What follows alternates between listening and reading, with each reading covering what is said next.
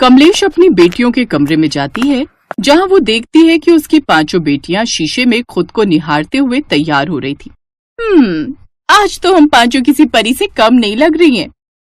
देखना तुम सब, जब हम पांचों तितलियां शादी में तैयार होकर पहुंचेंगी तो कैसे वहाँ पर सब हमें ही देखते रह जाएंगे। हाँ, सब तुम तितलियों को ही तो देखेंगे, लेकिन मेरी समझ में एक बात नहीं आती। ये तुम पांचों के पास इतने सारे कपड़े हैं, फिर भी तुम पांचों को हमेशा ये पटियाला सूट ही क्यों पहनना होता है? आप अच्छे से जानती हो ना, हम पांचों इन पटियाला सूट में स्वर्ग की अप्सराएं लगती हैं। अरे ओ स्वर्ग की अप्सराओं, जल्दी से तैयार होकर चलो, नहीं तो मैं तुम सबको यहीं छोड़कर अकेले ही पार्टी में चली जाऊंगी। अपनी माँ का गुस्सा देख वो पांचों जल्दी से तैयार होकर अपनी माँ के साथ पार्टी में चली जाती हैं। पार्टी में पहुँचते ही सबकी नजर उन पांचों बहनों पर जाती है। जहाँ हर कोई पार्टी में साड़ी, लहंगा या ड्रेस पहनकर घूम रहा था, वहीं पांचों बहनें पटियाला सूट पहनकर बेहद ही हसीन लग रही होती हैं।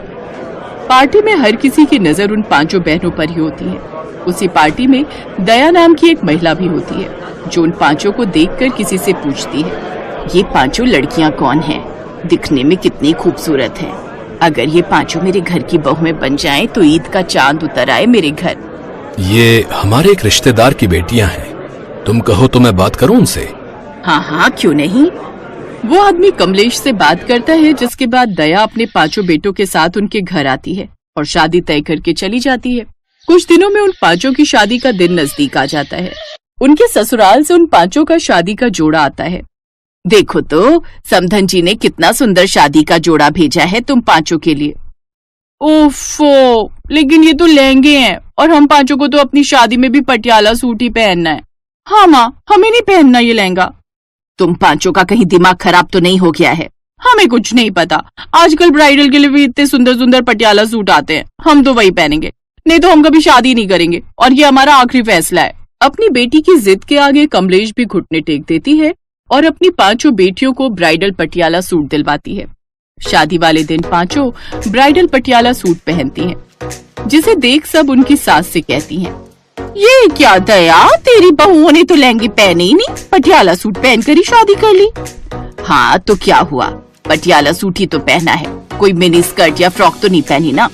शादी के बाद पांचों ब्राइडल पटियाला सूट में विदा होकर अपने ससुराल आ जाती हैं। शादी की रस्मों में सब थक जाती है, इसलिए दया अगले दिन उन पांचों बहुओं की मुंह दिखाई की रस्म रखती है। अगली सुबह, ये लो बहुओं, आज शाम को तुम सब अपनी मुंह दिखाई में ये साड़ी पहनना, देखना इनमें तुम सब और भी सुंदर लगोगी। ये कहकर दया अपने कमरे में चली जाती है, लेकिन साड़ी देख उन पांचों का मुंह बन जाता है। क्या यार, मुझे तो नहीं पहननी है साड़ी वाड़ी। और क्या, कितना सुंदर पटियाला सूट बनवाया हम सब ने अपनी मुंह दिखाई के लिए, लेकिन माँ जी पूछेंगी तो क्या कहेंगे? कहना क्या है, बोल देंगे हमें साड़ी पहननी नहीं आती। और फिर ये सूट भी तो ट्रेडिशनल सूट ही है। शाम को पांचों बहुएं अपने मायके से लाया हुआ पटियाला सूट ही पहनती हैं, जिसे देख मोहल्ले की औरतें बातें बनाती हैं। हे भगवान, दया की बहुओं को तो देखो, आज भी ये पटियाला सूट पहनकर बैठी हैं। ऊपर से या तो किसी की बाजू नहीं या किसी का गला इतना खुला, और सूट की लंबाई कितनी छोटी है, शुरू होते ही कुर्ती खत्म हो जाती है।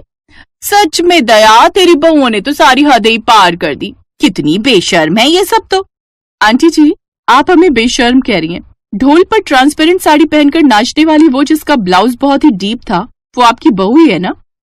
चुप कर, और कम से कम मेरी बहू साड़ी तो पहनती है। चलो सब यहाँ से, आई बड़ी है हमें समझाने वाली। वो सभी औरतें वहाँ से चली जाती हैं। ऐसे ही कुछ दिन बीत जाते हैं, लेकिन अभी भी दया की सभी बहुएं साड़ी या कुछ और पहनने की बजाय हर वक्त पटियाला सूट ही पहनती। ये सब देख अब कहीं न कहीं दया भी अपनी बहुओं के पटियाला सूट से तंग आ चुकी थी। फिर एक दिन, बहुओं, आज गांव से तुम्हारी बुआ सास आने वाली हैं, तो मैं तुम सबसे हाथ जोड़कर प्रार्थना करती हूँ कि कुछ दिनों तक तुम पांचों साड़ी ही पहनना, नहीं तो बुआ सास को बहुत बुरा लगेगा। लेकिन वो पांचों किसी की नहीं सुनती और अब भी पटियाला सूट पहनकर ही घूमती हैं। शाम को जब बुआ सास आती है तो पांचों बहुएं पांव छूने के लिए झुकती है, जिससे उनका डीप गला नजर आता है और पटियाला की छोटी कुर्ती और भी ऊपर हो जाती है। उन पांचों को ऐसे देख बुआ सास को बहुत गुस्सा आता है। छी छी छी, दया, तेरी बहुओं ने तो बेशर्मी की सारी हदें पार कर दी।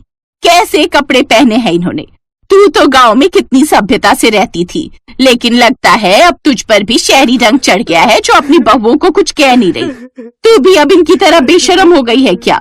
अपनी ननद से इतनी बातें सुनकर दया की आंखों में आंसू आ जाते हैं और वो रोते हुए अपने कमरे में चली जाती है। उसकी ननद भी उसके पीछे पीछे चली जाती है। तभी उसकी पांचों बहुएं आपस में, आज हमारी वजह से हमारी सासू माँ को कितनी बातें सुननी पड़ी और उनकी आंखों में हमारे कारण आंसू भी आ गए। उनको मनाने का मेरे पास एक आइडिया है, सब इधर आओ। किंजल उन सबके कानों में कुछ कहती है, जिसके बाद वो पांचों अपनी सास की मुंह दिखाई पर दी हुई साड़ी पहनती हैं और दया और बुआ सास के पास चाय और पकौड़े बनाकर लेकर जाती हैं। अपनी पांचों बहुओं को इस रूप में देख वो दोनों बड़ी खुश होती हैं। अब वो पांचों कभी कभी पटियाला सूट तो कभी कभी साड़ी पहनती, जिससे वो पांचों तो खुश थी ही, साथ में उनकी माँ और सास दया भी। अरे वाह, वो वाली बनारसी साड़ी तो बहुत ही सुंदर है। भैया मुझे वो वाली साड़ी दिखाना। जी मैडम, ये लीजिए। कितने की है ये साड़ी? मैडम सिर्फ 1000 रुपए की है। 1000 रुपए की? नहीं नहीं भैया, ये सस्ती साड़ी तो 2 दिन में ही खराब हो जाएगी। आप मुझे कुछ अच्छी सी महंगी साड़ी दिखा दो। तभी भावना कहती है, भैया वो सस्ती वाली साड़ी मुझे दिखा देना। अरे भावना, मेरी देवरानी होकर तू ये सस्ती सी साड़ी लेगी? रुक, मैं तुझे कोई महंगी सी साड़ी दिलवा देती हूँ। ये सस्ती साड़ी तो महीने भर में ही खराब हो जाएगी। मैडम बिल्कुल ठीक कह रही हैं आप, ये महंगी वाली कोई साड़ी ले लीजिए, ये सस्ती साड़ी तो जल्दी खराब हो जाएगी।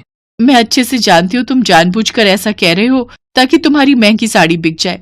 तुम दुकान वाले तो सोचते हो कि हम सारा पैसा बस इन महंगे कपड़ों में ही लुटा दे। भावना, अगर पैसे नहीं लाई हो तो मुझसे ले लो, बाद में लौटा देना, कौन सी जल्दी है। अरे नहीं दीदी, मुझे तो वो सस्ती वाली चाहिए। भैया आप उसे ही पैक कर दो। ओफो, तुम नहीं मानोगी। ठीक है, जैसी तुम्हारी मर्जी। भैया आप मेरे लिए तो वो महंगी बनारसी साड़ी जो 7000 की है वो वाली पैक कर दो। दोनों देवरानी जेठानी अपनी अपनी साड़ियां लेकर घर आ जाती हैं। वाह वाह, कितनी सस्ती और सुंदर साड़ी मिल गई मुझे तो। अगले हफ्ते शर्मा जी के बेटे की शादी में मैं तो इसे ही पहनकर जाऊंगी। ऐसे ही 1 हफ्ता बीत जाता है। वो दोनों अपनी नई बनारसी साड़ी पहनकर उस शादी में जाती हैं। फिर अगले दिन जब भावना अपनी पहनी हुई साड़ी धोती है तो पहली धुलाई में ही उसका सारा रंग उतर जाता है और उसमें बड़े बड़े से धब्बे भी हो जाते हैं। तो वहीं दूसरी तरफ जेठानी अनीता की साड़ी धुलने के बाद और भी ज्यादा चमक मारती है। ये देख भावना हैरान रह जाती है, लेकिन इसके बाद भी वो अपनी हरकतों से बाज नहीं आती। दरअसल वो एक गरीब घर की लड़की थी जिसकी शादी अमीर घर में हुई थी, लेकिन उसकी बचत करने की आदत अभी भी वैसे की वैसी ही थी। ऐसे ही वक्त गुजरता है। एक रोज भावना शॉपिंग पर जा रही होती है तो उसकी सास उससे कहती है, अरे छोटी बहू, तू बाजार जा रही है ना, तो मेरी सहेली उर्मिला के लिए मॉल से एक अच्छी सी साड़ी ले आना। वो क्या है ना, उसका जन्मदिन है, उसने एक पार्टी रखी है, तो मैं सोच रही हूँ उसे जन्मदिन पर एक अच्छी सी साड़ी ही दे दूं। तू अपने हिसाब से कोई सी भी अच्छी सी साड़ी खरीद कर ले आइयो। मैं बड़ी बहू को कह देती, लेकिन उससे ऑफिस में आज जरूरी काम है, इसलिए वो देर से आएगी। जी माँ जी, आप चिंता मत कीजिए, मैं बाजार जा रही हूँ, मैं लेती आऊंगी। कुछ देर बाद भावना मॉल के अंदर साड़ियों के शोरूम में जाती है तो साड़ियों का रेट सुनकर वो हैरान रह जाती है। हे भगवान, इतनी महंगी साड़ी 10,000 रुपए की? नहीं नहीं, किसी को देनी तो है, थोड़ी सस्ती ठीक रहेगी, इतनी महंगी देकर क्या करना। ये सोचकर भावना उस शोरूम से निकलकर एक सस्ती सी छोटी सी दुकान में जाती है और वहां से 500 रुपए की सस्ती सी बनारसी साड़ी ले लेती है। अरे वाह, इतनी सुंदर साड़ी देखकर तो उर्मिला आंटी खुश हो जाएंगी। ऐसा करती हूँ, एक साड़ी माँ जी के लिए भी ले लेती हूँ, वो इसे पहनकर पार्टी में जाएंगी तो बहुत सुंदर लगेंगी। साड़ियां लेकर वो घर आ जाती है। शाम को भावना की सास सरला उसकी लाई हुई साड़ी पहनकर पार्टी में चली जाती है, जहाँ उसकी सहेली उसकी तारीफ करती है। अरे वाह सरला, तेरी साड़ी तो बहुत ही अच्छी लग रही है, कौन से मॉल से ली? ये साड़ी मुझे मेरी बहू ने गिफ्ट की है। तभी कोने में बैठी 2 सहेलियां आपस में चुगली करते हुए कहती हैं, सच कहूं माया, तो मुझे तो ये किसी मंगल बाजार की साड़ी लग रही है। ठीक कह रही हो तुम, देखने से पता चल रहा है कि कितनी सस्ती दुकान की साड़ी है। फिर कुछ ही देर में सरला की पहनी हुई साड़ी किनारे से फटने लगती है। हे राम, ये बहू कैसी साड़ी लाई है, ये तो अभी से फटने लग गई, अब क्या करूं। धीरे धीरे वो और फटने लगती है। ये देख सरला छुपते छुपाते वहां से रफू चक्कर हो जाती है और घर आती है। घर आकर उसे उसकी सहेली उर्मिला का फोन आता है और वो उस पर खूब चिल्लाती है, अरे उर्मिला, ये कैसी साड़ी दी है तूने, पूरी साड़ी अंदर से फटी हुई है। अरे ऐसा ही घटिया गिफ्ट देना था तो रहने देती। पैकिंग इतनी महंगी और अंदर से चिंदी सी साड़ी। कल ही मैं तुम्हारी ये घटिया सी साड़ी पैक करवा कर तुम्हें वापस भेज दूंगी। फोन कट जाता है, लेकिन अपनी बेइज्जती होती देख सरला को बहुत गुस्सा आता है और वो जोर से चिल्लाते हुए कहती है, छोटी बहू, आज तेरे कारण मेरी सहेलियों में मेरी कितनी बेइज्जती हुई है, इसका तुझे कुछ अंदाजा भी है? अरे खुद सस्ती साड़ियां पहननी थी तो जितना मर्जी पहन लेती, लेकिन यूं सस्ती साड़ियां किसी को देकर तो तूने मेरी नाक ही कटवा दी। ऊपर से मेरी ये साड़ी फट गई वो अलग। अरे इतनी भी क्या बचत करनी? माँ जी, मुझे लगा था इतना महंगा गिफ्ट देकर क्या करना, इसलिए मैंने सस्ती साड़ियां खरीदकर उस पर महंगी पैकिंग करवा ली थी। इसीलिए तुम्हें कहती थी भावना कि सस्ते के चक्कर में मत पड़।